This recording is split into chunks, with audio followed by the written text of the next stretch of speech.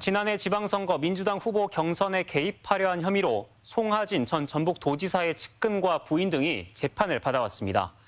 오늘 법원이 이들에게 무더기로 징역형의 집행유예를 선고했습니다.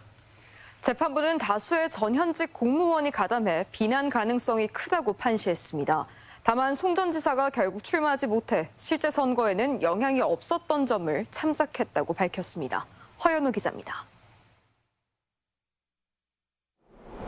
오늘 오후 전주지방법원, 송하진 전 전북도지사의 부인 오경진 씨가 법정 안으로 들어섭니다. 고성재 전 비서실장과 한근호 전 예산과장, 송창대 전 전북도 정책보좌관 등 송 전 지사의 측근들도 줄줄이 법원에 등장합니다.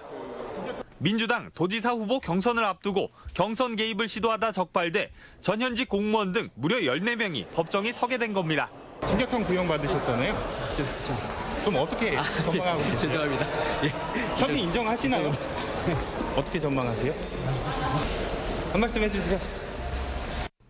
지방선거를 앞둔 지난해 4월 경찰의 압수수색이 진행된 전북자원봉사센터에서 천여 명의 당원 명부가 쏟아져 나오면서 불거진 사건.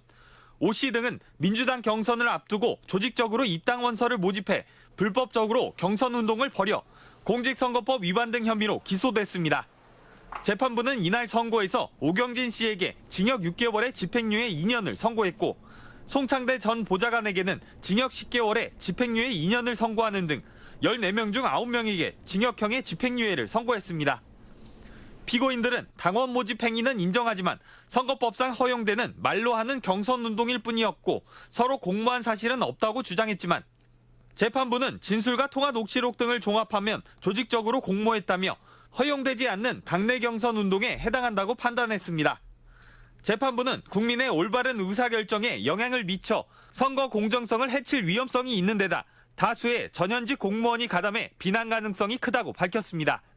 하지만 결국 송 전 지사가 출마하지 못해 실제 경선 결과에 미친 영향은 거의 없었던 점 등을 고려해 형을 정했다고 판시했습니다. 선고 뒤 1시간가량 취재진 앞에 나서지 못하던 오 씨는 도민들께 죄송하다는 입장을 밝혔습니다. 집행유예 선고 받으셨는데 이번 선거 좀 어떻게 보시는지.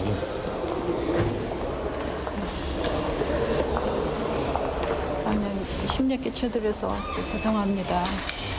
오 씨는 항소 여부에 대해서는 생각해보겠다고 밝힌 가운데 검찰도 조만간 항소 여부를 결정할 전망입니다. MBC 뉴스 허연호입니다.